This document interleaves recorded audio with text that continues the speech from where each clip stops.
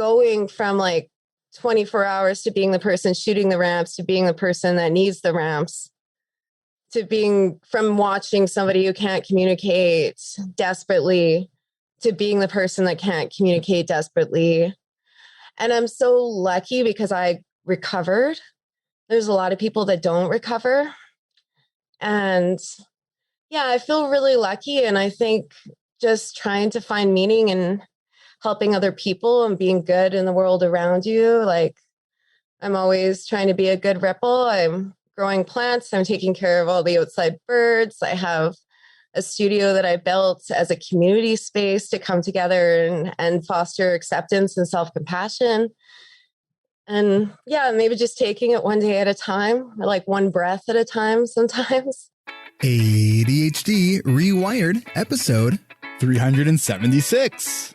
This is the podcast for those of us with really good intentions and a slightly wandering attention. I'm Eric Tivers. I'm a licensed clinical social worker by training and a coach by design. I'm your host, and I have ADHD. ADHD Rewired is more than just a podcast. We are a community. We are wired for connection, and you are not alone. Go to ADHDrewired.com to learn how you can join us in our free secret Facebook group. Get additional resources for every episode, including links to any resources we mention on today's show. You can support us on Patreon, sign up for our email newsletter, you can request podcast postcards to distribute to your clients and support groups, and you can learn all about our intensive online video-based coaching and accountability groups. You can do all of this at our website, ADHDrewired.com. We know that starting is the hardest part, so let's get started.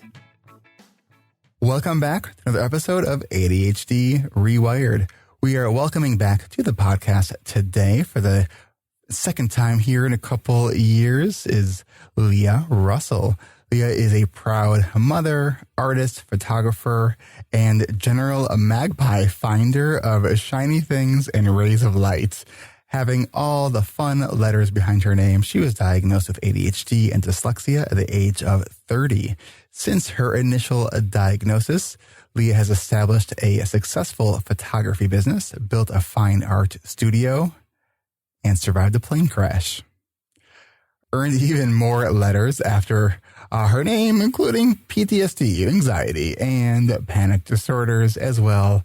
Recognized a few more oppositional defiant disorder, OCD, and hypersensitive within herself. However, nothing has been able to dull her effervescent curiosity, love for learning, and passion for life. Leah, welcome back to the podcast, and I'm just super excited to have you on. And, you know, of all things, to be able to say, I know someone personally who actually survived a plane crash. Yeah. Can we start there? For sure. Wow.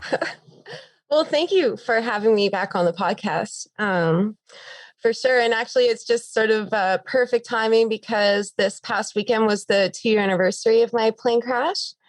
I was working over in Bangladesh as a photographer with a border storyteller.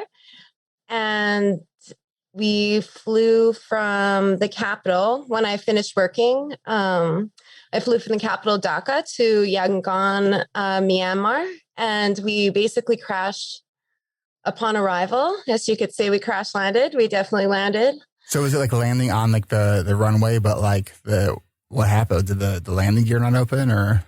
So it's just been attributed to pilot error. Essentially, if your runway is like, say 100 inches long, you're supposed to land somewhere between 0 and 10 inches. We came down hitting the runway around 80 inches. Yeah, I'm realizing like there's no way we were going to be able to stop before we'd hit the arrivals building. The pilots actually tried to take back off again in an emergency sort of re-entry into the sky. And because we climbed at such a high angle, we actually stalled out both of the engines. And so we then came crashing down in a field just sort of behind the airport. We ripped off the entire fuselage, which is the whole bottom, both the wings. I got crushed between the overhead compartment and my seat. And we were trapped in the cabin for about 15 minutes with no staff. and they jaws of life us out from the outside. And I literally walked like straight from the door, like onto the ground. Oh my gosh. Yeah. How many people were on board the plane? There was about 35 people. Did anybody die? No casualties. Oh my Really gosh. lucky. Wow. Yeah. It's pretty incredible. We're incredibly lucky. And you were sharing with me that not only that alone is just incredibly scary, that when you were taken to the hospital, that like the care that you're receiving, like they didn't speak English. Yeah. That was like the scariest thing. And that kind of went on for a long time because we crashed in Yangon. We went to 3 different hospitals. I went to 3 different hospitals in that city. And it wasn't until the last one where the Canadian consulate, the Canadian ambassador actually showed up to save me with a translator. But up until that point, like, because I broke my back, my adrenaline was so high, I didn't realize it right away, but it didn't take me that long to lie down and just not get up again for 2 weeks. But that's really, really scary when you can't even communicate to the people around you what's wrong with you. And I had a really bad traumatic brain injury, a really bad concussion, and that was obvious. Like you could see it on my face. I remember seeing the pictures that you posted on Facebook, and it was horrifying. Yeah. And so they kept scanning my brain, and I broke my back, and I kept trying to say like my back, broke my back, like check my back. And they just kept like ultrasounding my stomach because they couldn't understand that it was my back, and I couldn't move from about just above my navel down, really. So yeah, it's really, really scary to have your life so urgently at risk and not be able to have people understand you to be able to help you. Yeah, even when I got to Thailand, I was medevaced out of Myanmar about 24 hours after. And this was also crazy because I was medevaced in a tiny little plane that was only as wide as my stretcher, basically. Just myself, a pilot, 2 paramedics in a storm. Came down. Yeah, like it just sounds like a nightmare after a nightmare. One after the other. Yeah, but even in Thailand, like the medical system there is really, really good, but people couldn't understand me. I couldn't understand them. And when I would start to get scared, they would actually just sedate me so that I wouldn't fall or do anything to injure myself. I realize now, because like if you're really crying or you're trying to get up and you have like broken vertebrae, it's like, I'm so lucky I can walk, but it's very traumatic to ask what's happening, where am I, and be sedated and wake up somewhere else and go through it again for, weeks. Yeah. It's one of the things that, I think that someone who would experience that, like, and that was the only thing that they experienced, like, it would be completely understandable how this would just, shape and shift their life in really profound ways. I've always found you to be a sort of this, from your personality, just sort of this beacon of like light and positive energy. Like you've always just come across that way. And thank you. You were in our coaching groups a couple of years ago, and so you've been through all of this, and I don't see that has changed at all. What do you attribute that? Like, you literally been to like hell and back, had your back broken in a plane crash, like were like in almost this like medical prison in a sense because they didn't understand what you needed. Like, oh my gosh, like it's almost hard to wrap my brain around how like challenging and hard and scary that must have all been. And yet you're still keeping on and you're doing your art and you're like, so like what do you attribute all this resilience to? Well, I think maybe gratitude and perspective. I was in Bangladesh working with the disabled population there. I spent about 4 weeks working with people who were deaf and hard of hearing and unable to communicate, people who had never been able to learn how to sign. I had seen all kinds of kids born with cerebral palsy and not be able to even open their hands and just or sit. And through therapy, like through free therapy that they do, seeing these people come out of this, seeing them learn how to communicate, seeing them learn how to stand and go to school. It's so crazy because, and like taking pictures of ramps, like I took so many pictures of so many ramps and so many hospitals and so many government buildings. And it seems like I was trying to make it be cool and interesting. It's really important, and I know like theoretically it is, but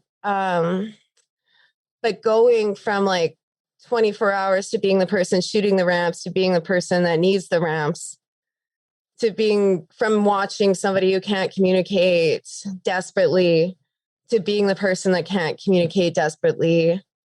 And I'm so lucky because I recovered. There's a lot of people that don't recover.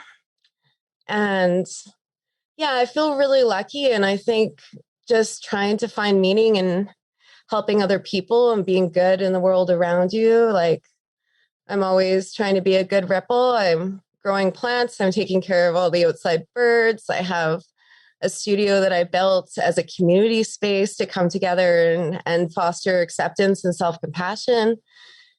And yeah, maybe just taking it one day at a time, or like one breath at a time sometimes.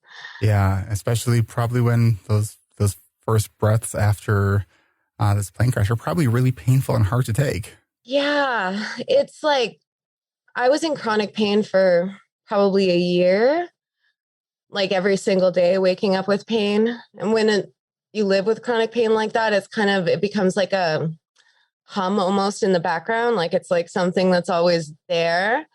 Yeah, no, and I used to have chronic lower back pain, and I think because I used to have chronic lower back pain, like pain that kept me out of work sometimes for weeks at a time, like just being able to be mobile and pain free, for me, I don't ever forget that. Like I am always so like mindful and appreciative, like my body doesn't hurt, right? Like that it does give that perspective. For sure, man. And yeah, like when I came home, I had so many injuries. I was in like a full on like medieval style body brace. I look like Shira. You probably rock that brace. Heck yeah. And yeah, but it was crazy. I couldn't drive. I couldn't shower. I couldn't get in and out of bed on my own or wash my hair or lift more than a liter of water. So it was a long, long recovery, but I was so lucky. Physically, have you fully recovered, or is there still lasting issues? I lost about an inch of height. Wow. And I love Asia. I love going to Asia. So I always joke, I'm just becoming a little tiny bit more Asian every single time I go over there. But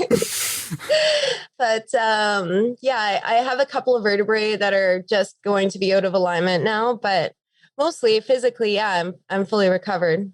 Now, the physical injuries, then there's obviously the psychological impact of traumatic experiences.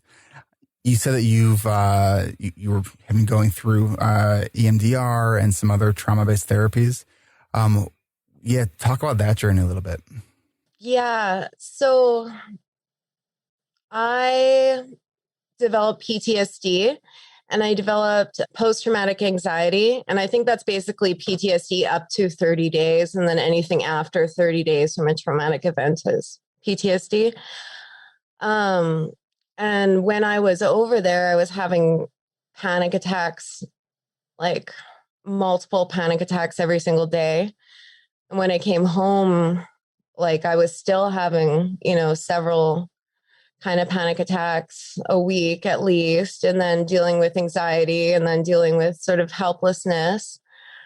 Yeah, but I don't want to give up my life. I love what I do. I find a lot of meaning in my job and in my family and in so many things that I just kind of decided I was getting back on a plane and I wasn't going to give up. And I cockily decided I was getting on a plane in like September. I'm like, for sure. I won an award at a photo conference in Las Vegas. It was like in February. I'm like, yeah, I'm going. Like, I'm definitely going.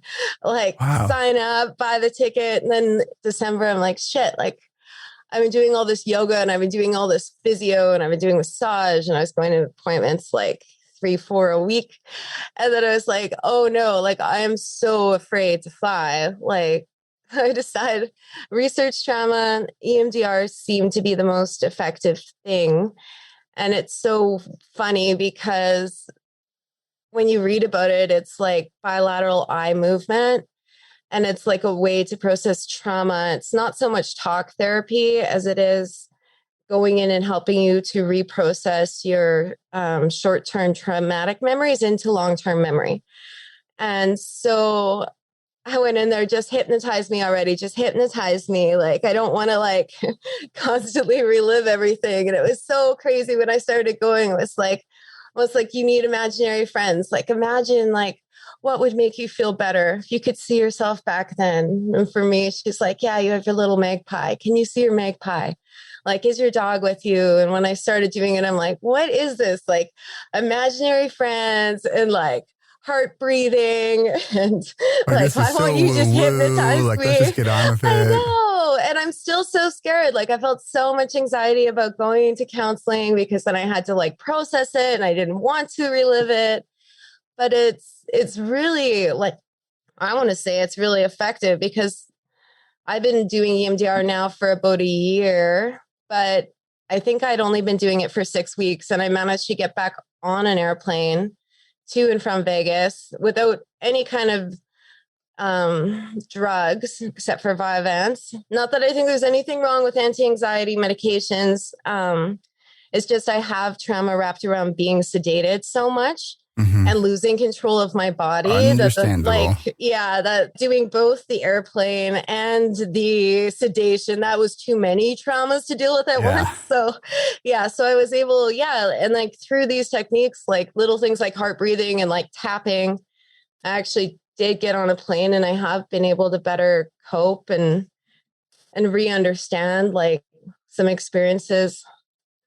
One of the coolest ones is when I went to get off the plane, it was night and I'd been in Bangladesh for 4 weeks, and Bangla is like a really like kind of soft, long sort of like words and letters, but Burmese is like really short. It's more like Thai. It's really short and it's like really enunciated. And then, of course, everybody who was on the accident scene was really scared, I think. Everyone. Understandably. Yeah.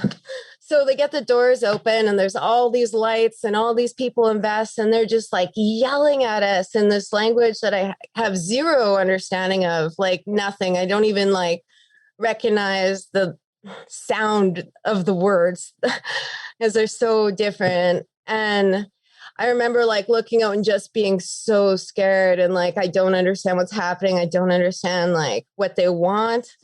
And Laura, my EMDR counselor, she had me go back and reprocess that. And then asked me, she's like, well, if they could speak English, what would they be saying to you? I want to hear how you responded to that after we take a quick break. So we will be right back. If you're listening to this episode on the day it came out, that means our kickoff registration event for ADHD reWired's intensive online coaching and accountability groups is today. This will be our 25th season of coaching groups. Summer sessions start on July 7th and go through September 17th. And this summer, with the addition of Coach Moira Mabin and Coach Roxy Martin, we'll be offering groups at 4 different times. But if you miss the deadline to submit your application to join us for our registration kickoff event, don't panic. You'll have another chance to join us on Thursday, May 27th at 1:30 p.m. Central Time. Whether you're new to the show or a long-time listener and you've been thinking about joining our coaching groups, go now to coachingrewired.com and click on the big red button. Then you'll receive an email with your next steps on how you can register for our upcoming registration events. Our next registration event is on Thursday, May 27th at 1:30 p.m. Central. The deadline to have your application submitted for our next registration event is on Wednesday, May 26th at 12 p.m. Central Time. Get your application submitted so you don't miss your chance to join us for our next registration event on Thursday, May 27th at 1:30 p.m. Central. We've also added the option for our ADHD friends overseas. If you're outside North America, we want you too. We're planning to bring together 4 interested and motivated individuals to be in our coaching groups in their own accountability team. We want to make sure our members overseas get to check in with each other at a time zone that makes sense for each other. Once we have at least 4 people, you too will receive your invitations and instructions on how you can join our upcoming registration events. Head on over to coachingrewired.com and click the blue button if you're overseas. Registration is by invitation only. The dates and times for our upcoming registration events will be posted at coachingrewired.com. Not sure what to expect? Let's listen to our past members about what they have to share about their experiences in our coaching groups. I came into group a really tough cookie. I think I was skeptical and cynical and did not believe in things like you can do hard things. I was afraid it would be another expensive dead end, and I couldn't have been more wrong. I learned so much about myself and discovered what's good about me in ways that I wouldn't have alone and that I didn't with a therapist, and broke through that cynicism that I don't know I would have been able to do in any other way. There is a benefit in being in a community of people who have the same struggles you do and articulate those struggles in ways that you didn't realize you needed. I don't think I truly believed that some of the things we were talking about could be helpful, and they really were. I decided to join the group because my experience in the mental health process so far, it was hard to find people who really understood ADHD, especially in adults, and who recognized how much it impacts your life and all the different areas it does. I didn't even understand it. Taking this course provided me with ADHD-friendly skills and tools that would have taken me years to learn on my own. I decided to join this group because I had been feeling completely stuck in my life. I couldn't seem to get started and didn't know where I wanted to go or how to get there. I really didn't understand how ADHD was playing a role in that. I decided to join the group because I became aware of how much ADHD has impacted the use of my time. I don't use it as effectively and positively as I'd like to, and that's been the story of my life. And I want to create a fuller life for myself and the people around me. I'm so glad that I did join, because it is what I needed. I needed the intensity. I needed the 3 days a week and constant interactions with my A team to help me stay focused. Some of my most memorable moments were definitely just watching the personal growth within everyone in this group, from the very first session all the way to the end, and just seeing how everyone was really able to I think, dig deep within themselves and be vulnerable and to be open to that growth and to that change. And it was just so inspiring to see, and to see everyone learn to love themselves a little bit more. I just fully believe in the power of peer support. I think in order to heal from all the internalized shame and ableism and the trauma from growing up and not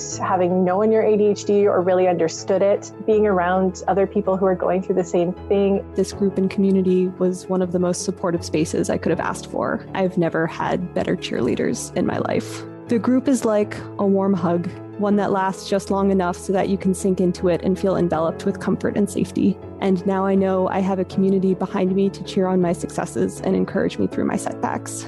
This course has been life-changing in helping me learn about my ADHD and gain tools to help me sculpt a more purposeful life.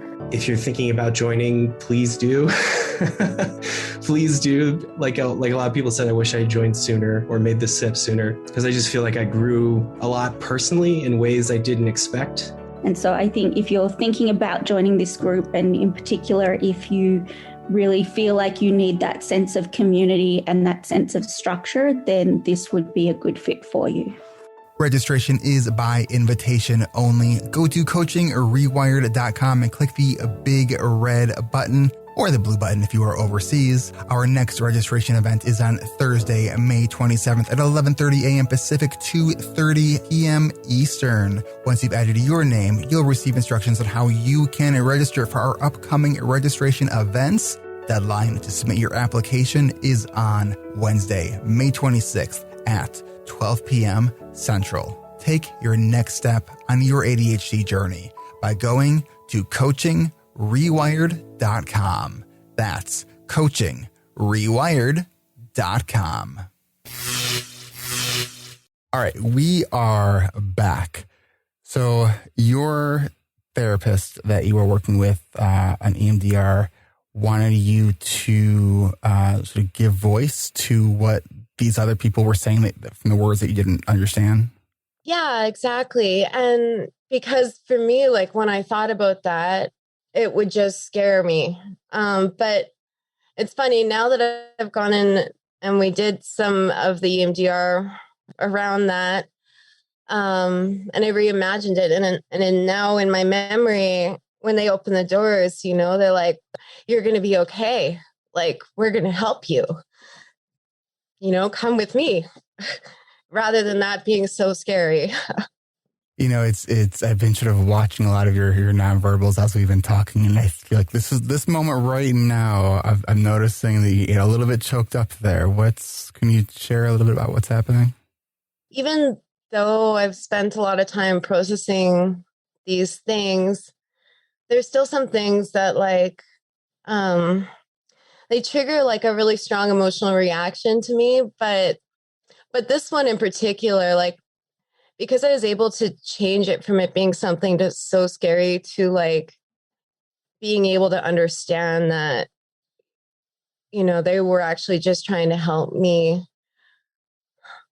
Like it's such a crazy mind trip. Like, even like when I was in the hospital, they would sedate me because I would be like, where am I? Like, I hurt. Does anybody speak English? And I would get animated. And then when I would, they would sedate me to keep me calm. And I didn't realize, and Laura like pointed out to me, and she's totally right. Like, the reason they sedated me is because I had a really broken back and they were just trying to help me from hurting myself. But because we couldn't communicate anything, I just got so scared. And I still have trauma wrapped around that, but at least like I can understand now that these people were really just trying to help me, even though it was really, really scary. Mm. Where are you now in your sort of journey of recovery from this and working through and processing everything you've been through? Yeah, well, it's funny, like PTSD, like ebbs and wanes, like you'll have like good days and good weeks and bad days and bad weeks. I find like I'm less able almost to cope with like some of the stressors that happen in my life now or things that happened in the past. Like, if you could build up like a wall that gives you some kind of emotional resiliency, like it's like now sort of my wall's been broken down, and things that I would have been able to just like, it's okay, no big deal, now will just sort of like sink in. And it's funny, like EMDR too, it's a lot of like visualizing and feeling your body and visualizing how these things come in. And I like very early on realized that like when I start to feel fear or like panic, it's like it's rising up from my right side. It'll like play around in my stomach. It'll like come up my throat. And if I can keep it sort of below my chin, like pet the dog, then it's okay. But if it gets up into my eyes, then it's kind of like, now we're here. Now we need to like hang out with the dog for a little while. So yeah. I know you've been working on this, an art installation with birds, and there's a connection to your dyslexia and COVID. Will you talk, because this is part of how you've been processing, right?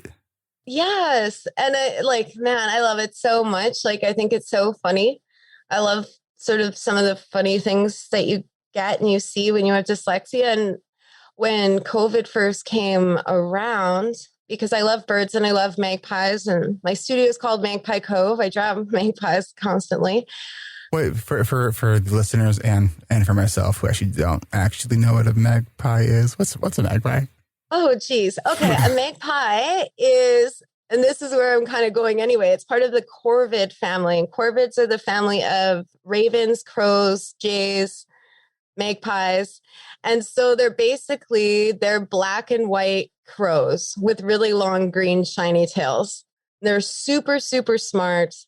They like to collect shiny little things. They're like really loud. We're talking about birds, not some of us with ADHD, right? No, we're talking about birds. Yeah. And I'm pretty sure that their name, Pika Pika, means something like the one who talks a lot. Interesting. Their Latin name. Yeah.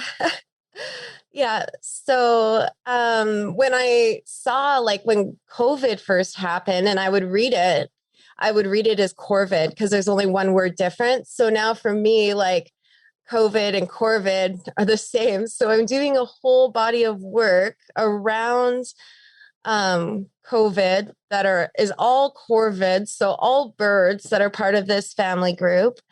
And it's all about sort of the experience of isolation and social distancing, of being in lockdown and staying safe, staying home, being alone. And each one is a different species and they all have like a very strong personality, but it's just like, it's good for me to draw my feelings. And somehow, like, because we've been in isolation for so long, maybe making a giant piece that says isolate, maybe if other people relate to that, then we're not actually so isolated. You know, maybe we can build connection that way. We're all going through this and it's really hard, but it could also be, it's been a great opportunity to work because I haven't been able to leave the studio. So where is this going to be displayed? I'm not sure yet. Unfortunately, and this is probably the case where you live too, and maybe where many other people live, a lot of the galleries around here have kind of gone out of business right now.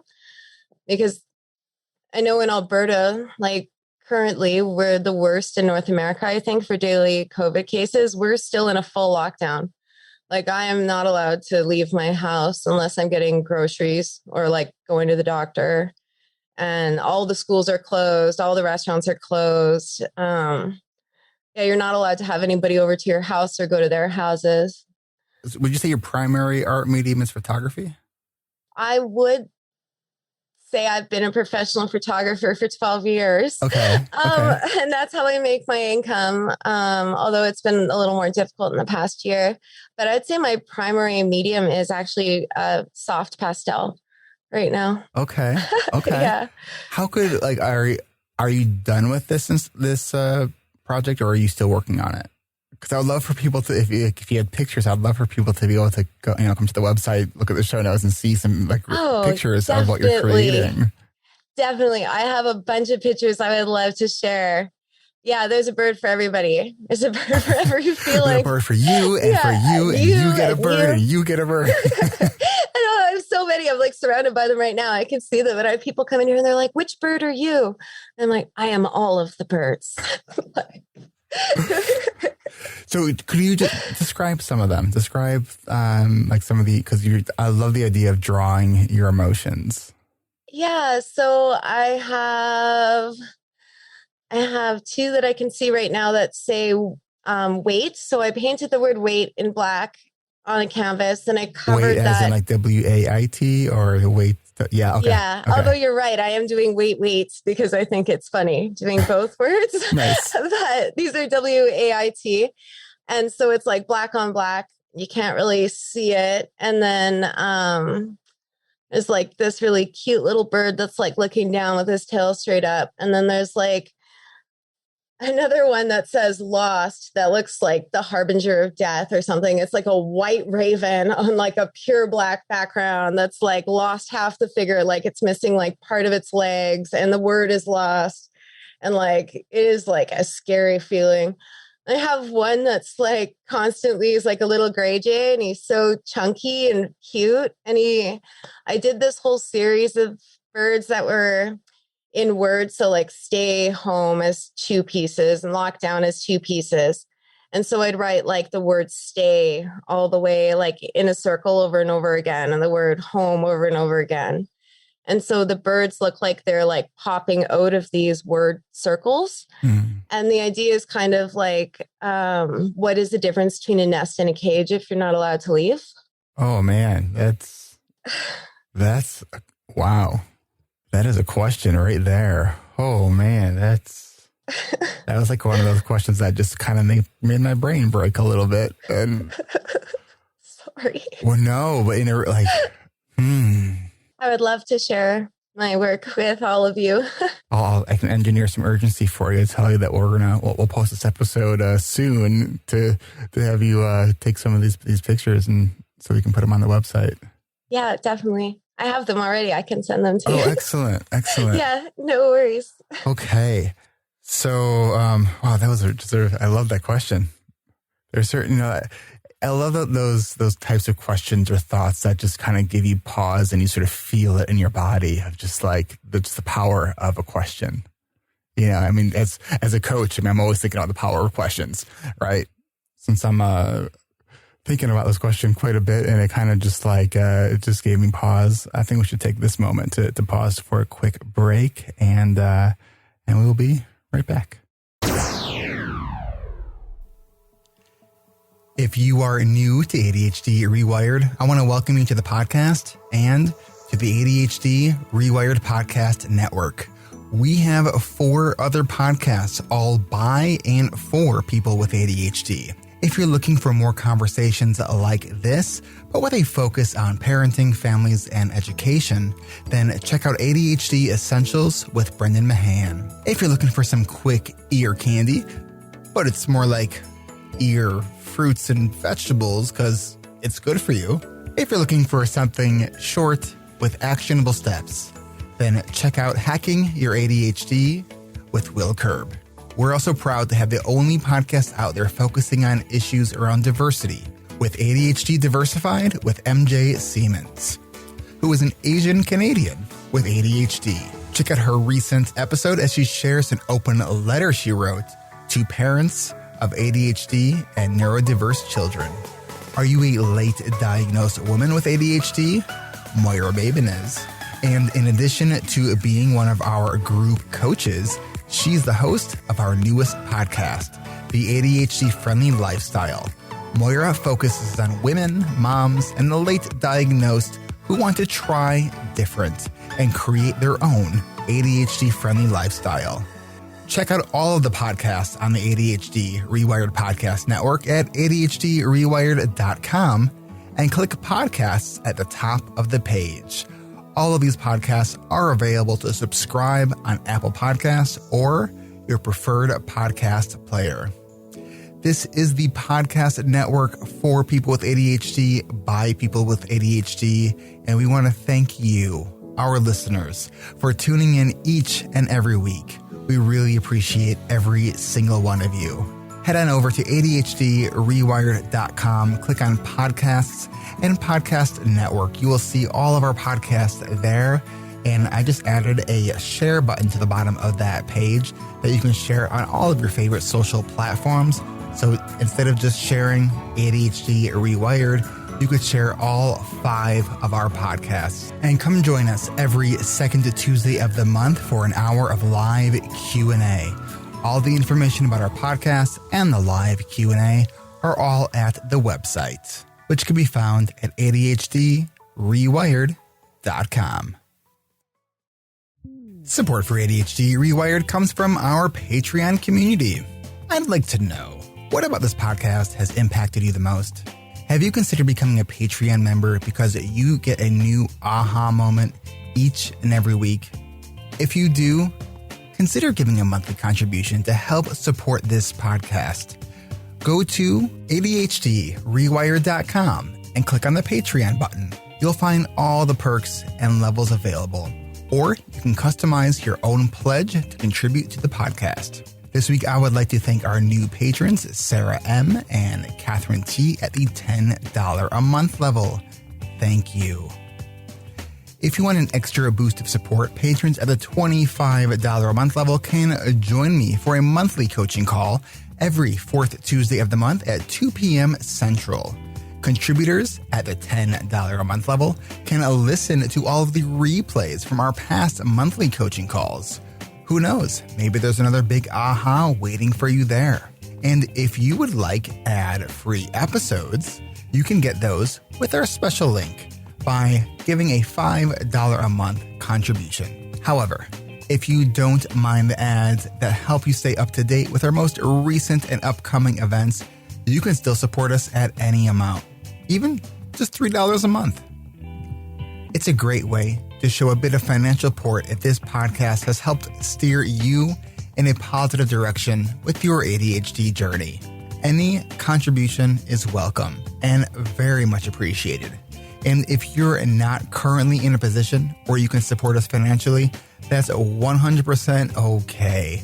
The fact that you are here listening right now means so much to me, knowing that you believe in yourself, that you can make a difference in your life. However, if you do want to join our Patreon community and help support the show, please consider supporting us by becoming a patron by going to ADHDrewired.com and clicking the Patreon button at the top of the page.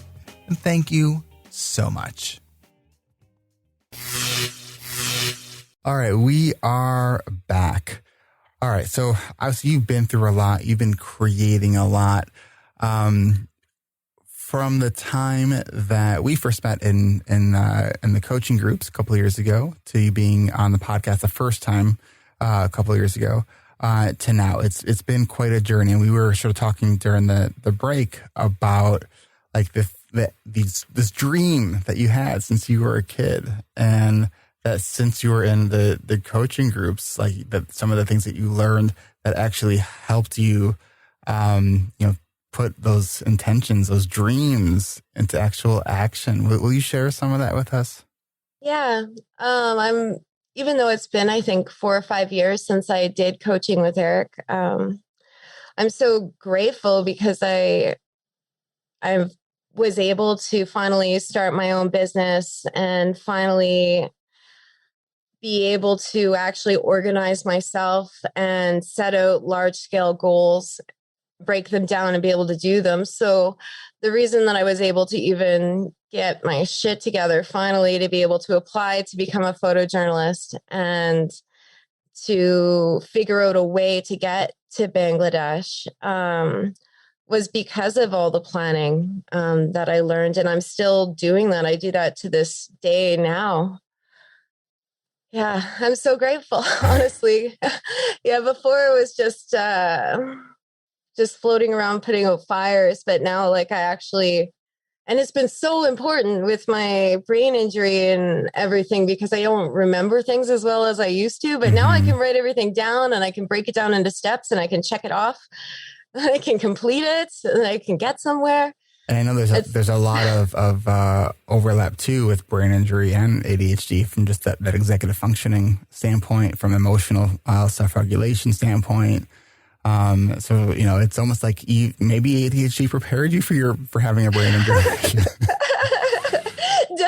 Definitely learning skills from you helped me. Definitely having a day book, having like 10 day books now helped me so much. Well, and I think, it sounds to me that part of what what you're really sharing, which is, I think, really fundamental in all of us who really do have that growth mindset, is we are making meaning out of the things that happen to us, right? When we can make meaning out of the things that, could be considered meaningless, or we could get stuck in the why did this happen to me? When we get sort of curious and really make meaning out of the things that happen to us, I think that is where sort of resilience is born, right? It's like, how do we take what we were given, whether or not we wanted it or not, and like, how do we not just do something with it, but like, how do we create helpful stories for ourselves that help us do something with it? Yeah.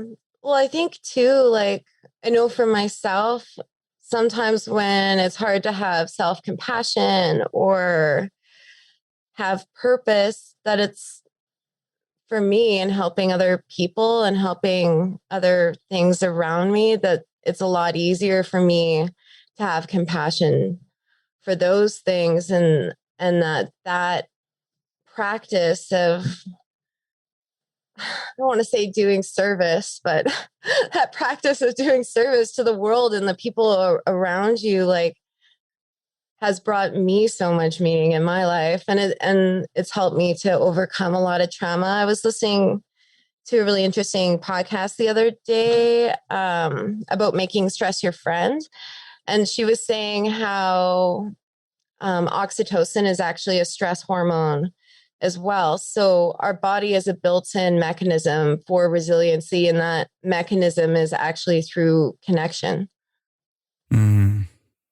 So where do you see yourself kind of going from here? Like you have done all this sort of growth work. You've sort of rebuilt in a lot of ways your life, your body, your, you know, how you experience just the world. And here you are sort of in this dual sort of nest and cage at the same time, like trying to make the best out of it. But where do you go from here? Oh, I just so much want to keep making art and helping people. I actually just got involved with a program that's starting this summer that's helping to provide access to art and art materials to the homeless population here. And I want to just keep making art that connects people. I can't wait for lockdown to be over, because something I started doing in the past few years, or 3 years, I guess, is all collaborative work. So I'm doing large scale collaborative drawings with people who don't know how to draw or don't know how to make anything. And I see them come in like, I don't know what I'm doing. And they need, you know, I'll color block everything. I'll like walk them through everything. We draw on top of each other. I'm like, don't worry, I'll draw right over top of whatever you do.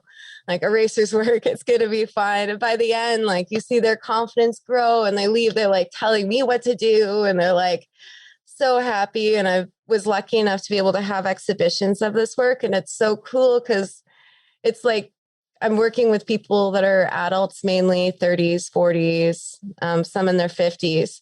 And they actually like invited their parents to these exhibitions, and they invited their friends. They're like, I'm an artist, and they could see all the other people that were in the studio, and then they can meet other people and build community and build connection and like build confidence. It's such a beautiful thing. What a gift that you're giving to your community there. It's like, I mean, hearing you just talk about that, it's almost hard to not get overwhelmed with emotion. I mean, it's just beautiful. Yeah, I'm so lucky to be able to do that. So I'm planning out how to make that my full-time gig, I think. What do you see as, you know, after you know, COVID is behind us? What do you see yourself doing? You getting back on a plane? What do you want to do? Yes. Yes. Yes. I mean, have you thought about, like, you know, goals 3 to 5 years out? Or are you kind of just taking it like a year at a time right now? A day at a time? Yeah, sometimes. Yeah, moment at a time.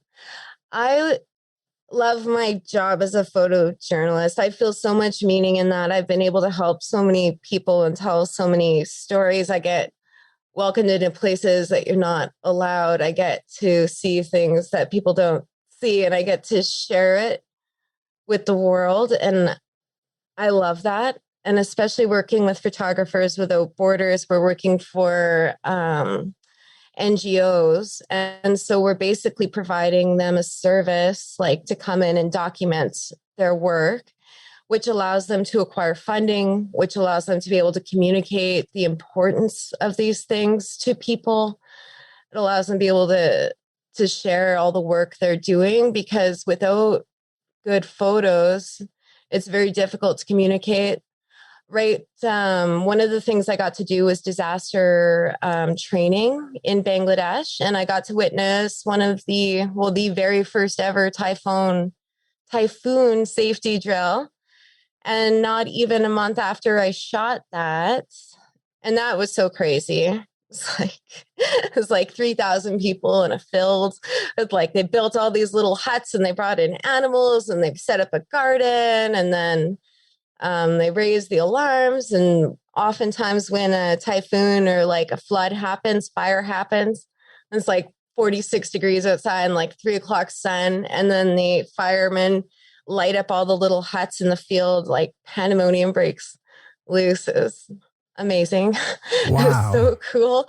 But actually less than a month after me shooting that, they took those images to Geneva to the World Climate Conference and used them to help secure funding for that program to be able to continue.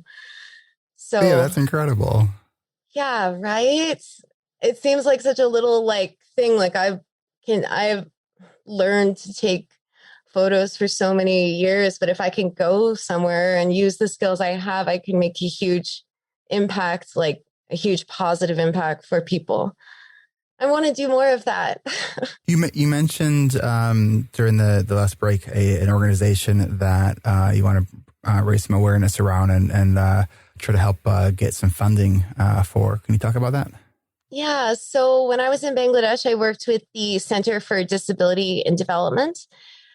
Basically, their mandate is to bring dignity to all people.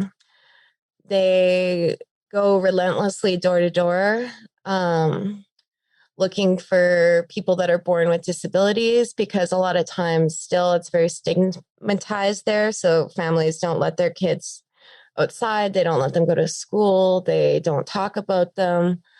And the CDD will just keep going like year after year. Like, do you have a kid here who's like this? Do you have a kid here who's like this? Can I help you? Can I help you?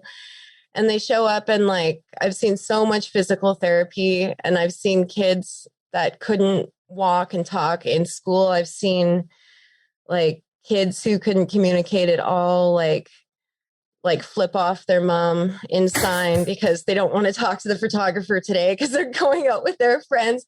And like, yeah, it's such a beautiful thing. It's such a selfless thing that the CDD does. And I would just really like to raise awareness for them and the good work that they do. Like they have such a huge spectrum of things. And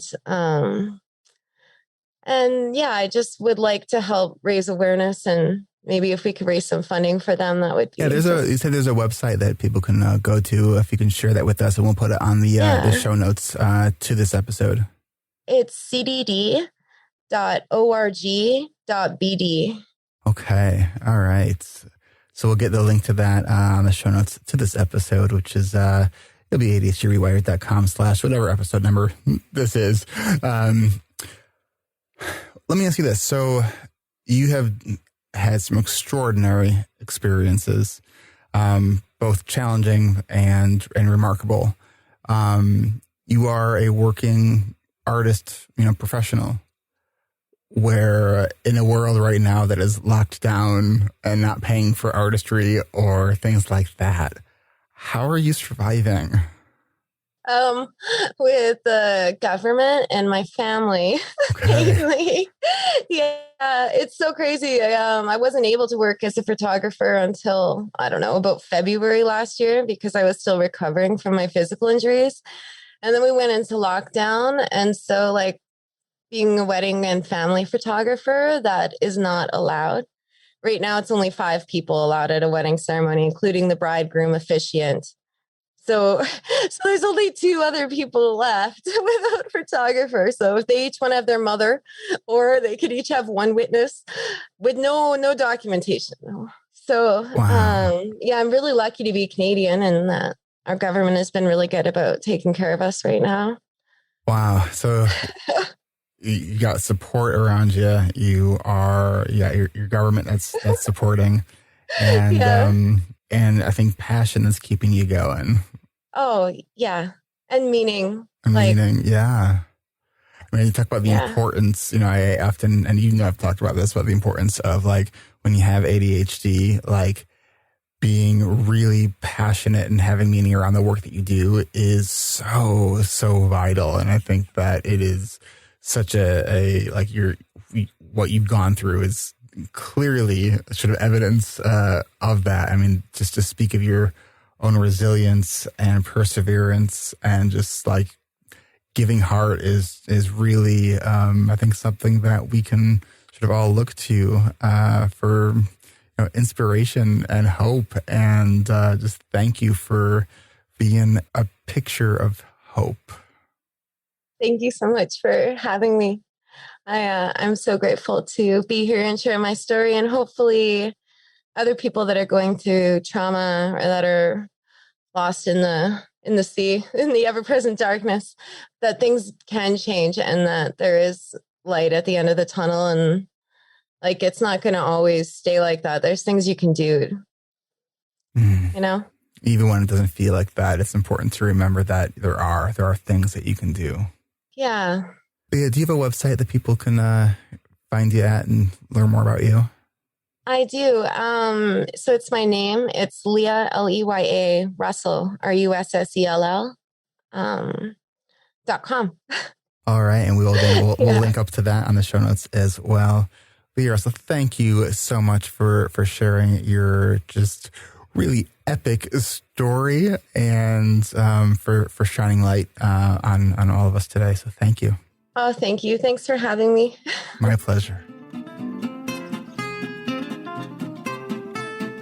This is Eric Tivers. Thank you for listening, and congratulations for making it to the end. ADHD Rewired is more than just a podcast. We are a community focused on learning, growing, and connection. The website is ADHDrewired.com. You can find summaries and additional resources for each episode. You can apply to our free and secret Facebook community. You can learn more about ADHD Rewired's intensive online video-based coaching and accountability groups, and sign up for my email newsletter to get exclusive content you won't get anywhere else. It's all at ADHDrewired.com. While you're there, click the Patreon button. If you're a regular listener and you're still listening to my voice, consider making a monthly contribution by becoming a patron through our Patreon page. If you are able to financially support my work, it would mean a lot. This show is free to listeners, but it is not free to produce. And patrons get really cool perks. You can follow me on Twitter at Eric Tivers. You can like our Facebook page at facebook.com/ADHDrewired. If you're a coach, therapist, or related professional, connect with me on LinkedIn at linkedin.com/Eric Tivers. You can also subscribe to ADHD Rewired on YouTube. And you can subscribe to ADHD Rewired on YouTube and see select interviews and some other videos I've posted. Podcasts change lives. You can make a difference in someone's life by spreading the word about this podcast. Mention it in your online communities on Facebook, Twitter, Reddit, or wherever you hang out online. And be sure to share it with your friends and your family and your clients, as well as your coaches, therapists, and doctors. And if you're a coach, therapist, doctor, or ADHD support group leader, and you would like a pack of podcast postcards to hand out, you can request those at my website, ADHDrewired.com. And if you're a member of CHAD or any other ADHD support group, please be sure to tell them about this podcast. You can even show them how to download it on their phone. You might be the person that turns somebody on to a podcast for the very first time. And if you really love this episode, please consider hitting share on your podcast player. I'm only one person, and I count on you to help me spread the message. One of the biggest things that you can do to support this podcast and to help other people discover it is to leave an honest rating and review on Apple Podcasts, Stitcher, or any other podcast app that accepts ratings and reviews. And don't forget to hit subscribe on this podcast on your podcast app so new episodes are automatically pushed to your favorite podcast app. Looking for more ways to listen and learn? Get a free audiobook and a 30-day free trial at audibletrial.com/ADHD Rewired. Not sure where to start? In no particular order. Check out Atomic Habits by James Clear, The Body Keeps Score by Bessel van der Kolk, 10% Happier, and Meditation for Fidgety Skeptics. These are both by Dan Harris. Change Your Questions and Change Your Life by Marilee G. Adams. The One Thing by Gary Keller and Jay Papasan. Procrastinate on Purpose by Rory Vaden. The Four Tendencies by Gretchen Rubin. Do you have trouble asking for help? Listen to The Art of Asking by Amanda Palmer. It's one of the best produced audiobooks I've ever heard. If you're looking for something a little bit more, say, magical, I unexpectedly fell in love with the Harry Potter series. And I don't usually listen to those kinds of books, and I loved it. And of course, if you haven't yet boarded the Brené Brown bus yet, check out Brené Brown's books, starting with The Gifts of Imperfection, Daring Greatly, Rising Strong, The Power of Vulnerability, and if you're an entrepreneur or leader in any capacity, check out her 2018 book, Dare to Lead. And Brené still is my most wanted guest, so if you know Brené, and you would be so kind to make that connection for me, I would be really, really grateful. You know who else I would like to have on the show? You. Click the podcast tab at ADHDrewired.com and then click the Be a Guest button at the top of that page and schedule a 15-minute pre-interview. This is Eric Tivers, reminding you to keep learning, keep growing, and keep connecting. Self-care is not selfish, and no matter what gets done or doesn't get done, at the end of the day, you are still enough. And no matter how hard it feels, we can do hard things. Thanks for listening. I'll catch you next week.